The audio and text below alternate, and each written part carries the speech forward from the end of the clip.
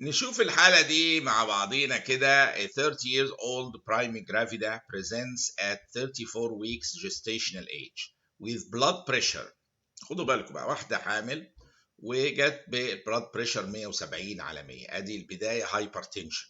ناخد الثانية هيدك، الثالثة epigastric pain، الرابعة visual abnormalities، الخامسة بلس 3 بروتينوريا. ده ناقص ايه؟ ناقص العيانة تيجي تقول لك انا عندي بري اكلامسي يعني بريجنانت ومعاه هايبرتنشن ويتك ايبيجاستريك بين فيجوال ابنورماليتيز وايه وبروتينوريا، فناقص بقى الكونفولجنز عشان ايه العمليه تكمل خالص. فدي واضح حاله بري اكلامسيا.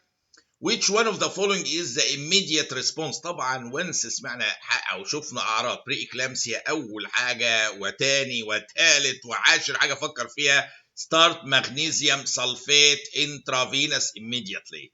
That is the way to go مع اي condition. واحده حامل جايه لك او جايه لك بهايبرتنشن، epigastric pains، visual abnormalities، proteinuria، مش هنستنى بقى ندخل في convulsions. magnesium sulfate intravenously immediately تتاخد. دي اهم حاجه ايه نحطها دايما ايه حلقه في ودنا زي ما بيقولوا. ها which of the following، معلش انا بصلح في السكه يعني في ايرورز يعني لانجوج كده. ف which of the following is an absolute contraindication to thrombolytic therapy in stroke؟ هو عامل مجموعه حاجات في الهيموراجيك داياثيسيس، في بريفيوس انتراكرينيال هيموريج، والحقيقه حاطط كذا حاجه تعتبر ايه كونترا انديكيشن. ولكن يعني اللي هي اللي لما يكون في هيستوري اوف بريفيوس انتراكرينيال هيموريج دي خلاص خلصت. يعني انت تدي ترومبوليتيك ثيرابي وهو عنده قبل كده هيستوري اوف انتراكرينيال هيموريج، يعني قلبتها له بهيموريج تاني ضيعت العيان. ولكن ككلمه حق بقى في الموضوع ان الابسوليوت كونترا انديكيشنز ليها according للواشنطن مانوال اوف ميديكال ثيرابيوتكس حاطط مجموعه مهمه جدا، وهنا الكريدت له في التقسيمه دي. history of intracranial hemorrhage or hemorrhagic stroke ده طبعا محطوطه اول حاجه، خدوا بالكم من دي.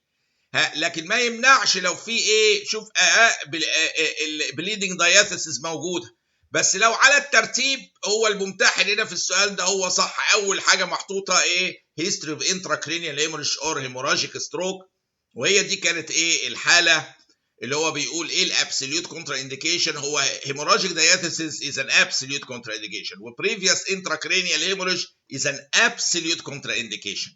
ولكن في الترتيب اللي محطوط في الواشنطن مانوال اوف ميديكال ثيرابيوتكس حاطط دي في الاول، فنعتبر ايه الاجابه المثلى the best correct answer على راي الامريكان هنا.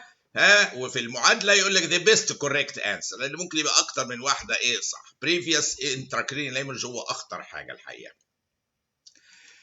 طيب 33-year-old female presents 6 weeks after the birth of her first child with بعد ما خلفت جه 2-week history of polyarthralgia وفيفر وسكين راش.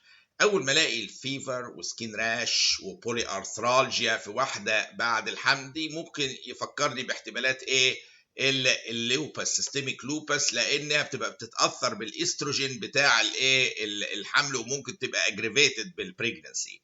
فيرست لاين انفستيجيشن شو اي اس ار كان عالي، وده يمشي قوي برضو مع السيستميك لوبس. فهنا الاختيار وات از ذا موست لايكلي دايجنوزس، يعني الانتي فوسفوليبيد سيندروم دي بتعمل ريبيتد ابورشنز بعيده على القصه دي. سيستميك سكليروزس مش كده خالص، مالهاش علاقه بالحمل وبتيجي برينوكس فينومينا. فايبروميالجيا دي مش قضيه بين في المسلز وكذا، لا خالص. روماتويد مفيش ارثرايتس، قصدي ارثرالجيا حتى من اسمها، ودي تيبيكال بتاعه السيستميك لوبس اللي يبقى فيه ارثرالجيا اكتر منها ارثرايتس. ففيفر وراش وبولي ارثرالجيا في حاله بعد الحمل مخ يروح على طول بايه بحاله سيستميك لوبس، والاستروجين هو ايه اجريفيتنج بتاع الحمل. وادي شكل السيستميك لوبس اهيت الراش في الباترفلاي اريا شايفين له كاركترستيك ليها، وطبعا معاه انتي دبل ستراندد دي ان ايه ده فيري امبورتنت في تشخيصها. انتي دبل ستراندد، ما بنقول ليه دبل ستراندد مش سنجل ستراند؟ لان كتير من الفيروس انفكشن بيبقى فيه انتي سنجل ستراندد دي ان ايه ضده، فتبص تلاقي حصل كونفيوجن. لكن الانتي دبل ستراندد انتي نيتيف دي ان ايه ده هو الدبل ستراندد ده تيبيكال قوي مع حالات السيستميك لوبس الحقيقه. الاي اس ار طبعا بيبقى عالي، انفلاماتوري كونديشن قويه، والال اي سيل وفينومينا اللي هي الليوكوسايتس، وهي بتاكل النيوكلير انتي بوديز بتتاكل، والاكشن تبص تلاقي في شكل معين ليها كده جواها نيوكلير ماتيريال متاكله او انجلفد، تسمى ال اي سيل، بنشوفها في حالات السيستميك ايه لوبس. طب هنا السؤال ده بيقول ايه؟ واحده عندها 68 سنه جايه الامرجنسي ديبارتمنت، بتشتكي من early satiety و vomiting immediately بعد الأكل. 10 weeks prior to her presentation, she was treated as an inpatient for an episode of gallstone pancreatitis. كده بدأ الكلام يبقى جد. واحدة جاية لها history of gallstone pancreatitis، وبعدها جاية بتشتكي من satiety early satiety و vomiting بعد الأكل على طول. She is awaiting a laparoscopic cholecystectomy كمان. On examination she is well, her heart rate كان 78 beats per minute, her blood pressure 140 على 78 والtemperature 36 ونص. It's okay. Examination of her abdomen revealed 20 في 15 سنتيمتر epigastric mass. بدأنا برضو الكلام الجد التاني. الأولاني إن هو في بانكرياتايتس لسه حصل لها جولستون بانكرياتايتس. الثانية في ماس بعد البانكرياتايتس اهي. كانت سموث وفيكسد وفلاكتوانت ان نيتشر، كانت بالساتايل يعني بتتحرك ابس اند داون ولكن نوت اكسبانسايل. يوم ما يقول اكسبانسايل دي ما فيش غير اورتيك انيوريزم اللي تعملها، انها في جميع الاتجاهات بتكبر، ولكن البالساتايل بتبقى في اتجاه واحد بس. يبقى انا لما الاقي ماس بس بتتحرك لقدام ولكن ما بتكبرش بالعرض كمان، يبقى دي بالساتايل. دي غالبا ماس قدام الاورطه، فايه اللي حصل؟ كل بالس في الاورطه يروح محرك الماس لقدام، تروح حسنها، فبقت بالساتايل ماس. فايه بعد بانكرياتايتس؟ يعني بالله عليكم دلوني، يعني ايه بعد بانكرياتايتس هيعمل ماس ان فرونت اوف ذا اورطه تتحرك لقدام غير بانكرياتيك سيست او سودو سيست؟ يعني ملهاش يعني احتمالات اخرى. كانت نوت اكسبانسايل ولكن بالساتايل، وكانت نوت تندر. You are able to get above and below الماس. From the following list select the most likely cause of this intra-abdominal mass. هو حاطط سبلينوميجالي، يعني ايه علاقته بالبانكرياتايتس وماس في الابيجاستريوم؟ تو فار. abdominal aortic aneurysm قلنا بتبقى اكسبانسايل، كلمه واحده كانت تغير اتجاه التفكير والتشخيص. هايبرتروفي في البايرورس برضو ايه علاقته باكيوت بانكرياتايتس وماس بالمنظر ده وبالساتايل وفلاكتوانت؟ بانكرياتيك ابسس، كان زمان الفيفر بقت في السماء، وهيكتيك فيفر مش هزار، بانكرياتيك ابسس دي. وبانكرياتيك سودوسيس دي اقرب حاجه بقى في التشخيص هنا، ان دي حاله بانكرياتيك سودوسيس، وتقولوها بقوه. وادي صورتها اهو البنكرياس اهو، وشايفين كل دي سودوسيست بالبنكرياس. عباره عن ايه السودوسيست دي؟ يعني circumscribed collection of fluid rich in pancreatic enzymes وبلاد ونيكروتيك تيشو جاي بالبنكرياس بعد البنكرياتايتس، typically located في الليسر ساك بتاع الابدومين.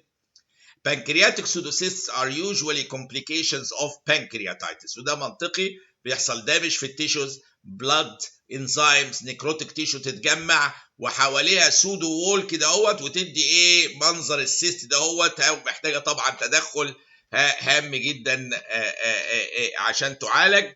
ولكن السؤال اللي يهم ان هو الهيستوري اوف بانكرياتايتس وبعده ماس بالساتايل نوت اكسبانسايل ومفيش فيفر، كل دي تمشي مع بانكرياتيك سودوسيست زي الصوره اللي احنا لسه شايفينها دهيت.